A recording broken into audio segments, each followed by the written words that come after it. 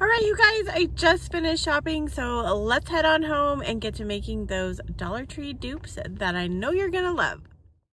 So on a recent trip to Hobby Lobby, I was going down the spring and Easter aisle and I saw some of the most adorable home decor items on that aisle, and I thought, I think we could totally DIY these on a budget. So I went ahead and went over to my local Dollar Tree and I picked up some items that I knew that we could create these DIYs with. So today's video is part of a Dollar Tree wood DIY challenge, and this was put on by DIY from House to Home, so make sure you go down into my description box and click on the playlist link after you are done watching my video. So for our first project, we're going to create this bunny behind planter stick, and I picked up one of these bunny behinds at the Dollar Tree. So we're going to cover it with some white folk art chalk paint. I'm going to cover the entire thing.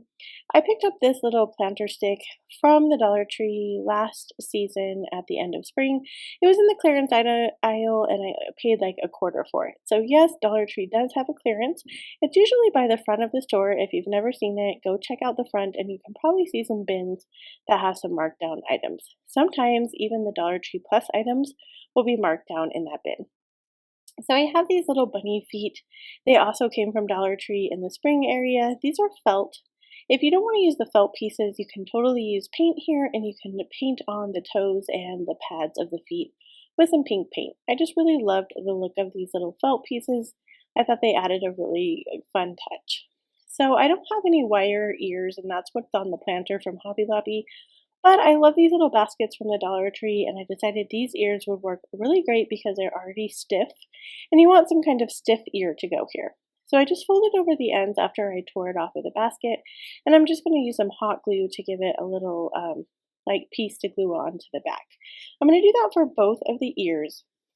Once I get those pieces glued on, I want to cover up the little holes from the hanging sign piece.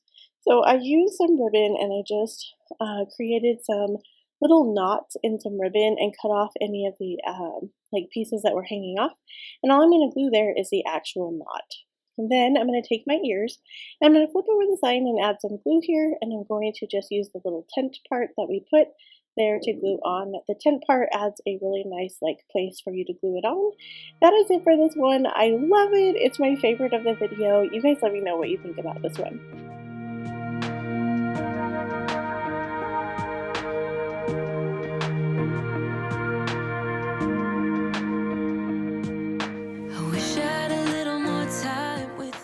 So for dupe number 2, we're going to be creating this cross sign, and I thought it was absolutely beautiful. Now, I love to work with these unfinished wood pieces that they have in the Crafter Square area. They have all kinds of different sizes. I've made several of my DIYs with these unfinished wood pieces. I really love that they carry them now at the Dollar Tree. I'm going to use 2 of them, and I'm going to use some antique Waverly wax, and I'm going to just use a paper towel and rub it on. You could also use a washcloth for this, or if you want, you can just paint it on and rub it off as well. But we're going to cover both sides of the sticks. Then we're going to create our cross shape by just putting one stick over the other one.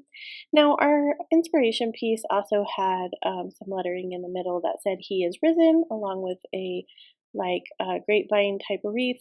I didn't have "He is risen" or the type of sign like that, but I did have this hope word that I thought was fitting. So I'd also used some antique Waverly wax on that one. It's a little lighter than the other one, and then I took this pitberry garland that I just created a circle shape with. I folded it onto each other because it's wire, so you don't have to do anything extra or use any extra supplies, just the pitberry garland. If you don't have pitberry garland, you could also use twine for this, and you could just wrap it around. That wire twine from Dollar Tree would also work really well for this. So once I get it all in my circle shape, I'm just going to lay it over my hope word. If you don't have any words, you can make this as big or small as you like. I wanted hope to be in the middle, and then I'm just going to add some hot glue on either side, and that is it for this project. It's really beautiful. I really love how it turned out. It's very simple, but very beautiful. Time to figure out what this could be. I dreamt of a life in a small town that wasn't enough for you somehow. I just wish I had a little more time with you, baby. Now for dupe number 3, I tried to look everywhere for a bunny sign. I could not find a bunny sign, but I did find this really cute truck sign, so we're going to use that one instead. I have these flat half beads from Amazon. I'll link them down in my description box. They're one of my very favorite things to craft with. They're easy to glue on because they only have half a bead. But I'm just going to add a little bit of my white chalk paint into this bucket, and then I'm going to add some water. Now, you can save the water paint mixture. It comes out as a stain, and if you don't want to, or if you feel like you're wasting your paint, you can save this for later. I do it all the time with different colors of paint. And then I use a paintbrush too sometimes to use it as a stain. So you can definitely save it if you're worrying about wasting paint. But once I get them all out of my paint bucket, I'm ready to glue them on. We're going to go ahead and take off this top part of the sign because we're not going to use it. And I did go ahead and save those beads for a later project. We're going to take our half beads and we're going to go all the way around our round side. Now, I did check this before I started gluing my beads on, just to make sure I had enough beads and that they were going to fit in a flush manner. But I'm just going to take each bead and lay it right next to each other, right on the edge of the sign, and go all the way around the sign. So the two little holes from the hanger do kind of show from my beads. So I made a couple more of those cute little knots in the pink ribbon this time. And then I'm going to take a piece of ribbon and I'm just going to glue it onto the back to use as a hanger. Now, I don't usually hang my signs. I usually use an easel or something like that to put them on a shelf. I don't have a lot of hanging signs in my home, but sometimes I like to add the hanger just in case, or to give it a little bit more dimension. But here it is styled for you guys. Let me know what you think about this one. My mama said, all the nights that end in heartbreak gonna pay off someday. For dupe number 4, we're going to be making this Hippity Hop sign. So these bunnies actually did not come from the Dollar Tree. They came from Target in the kids crafting area. The box is $5 for all 3 bunnies, and I did see them there again this year. But I'm going to use these 3 colors, and I'm going to cover all of the bunnies.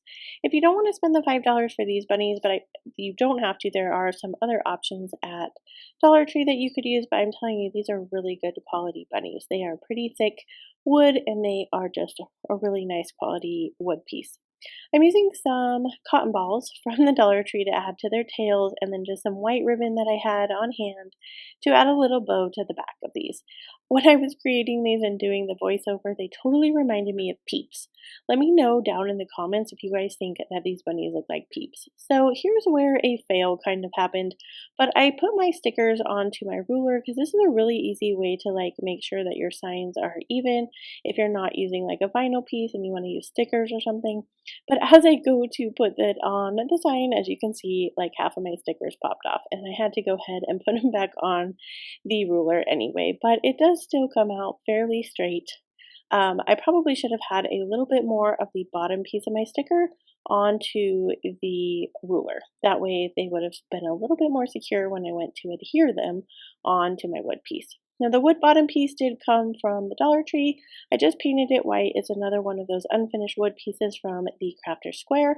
I'm going to glue these bunnies to the top of it, and that is it for this project. I absolutely love how this one turned out. Let me know what you guys think. Giving your all might not be enough. Just trust your head and your heart. That's what my mama said. So for dupe number 5, we're going to make another one of these little bunny butt signs, and I took another one of the unfinished wood pieces from the Dollar Tree. I had this welcome piece on hand. Sometimes you can find the welcome words from the Dollar Tree, and they have different sayings in there, and welcome is usually one of the words you can find.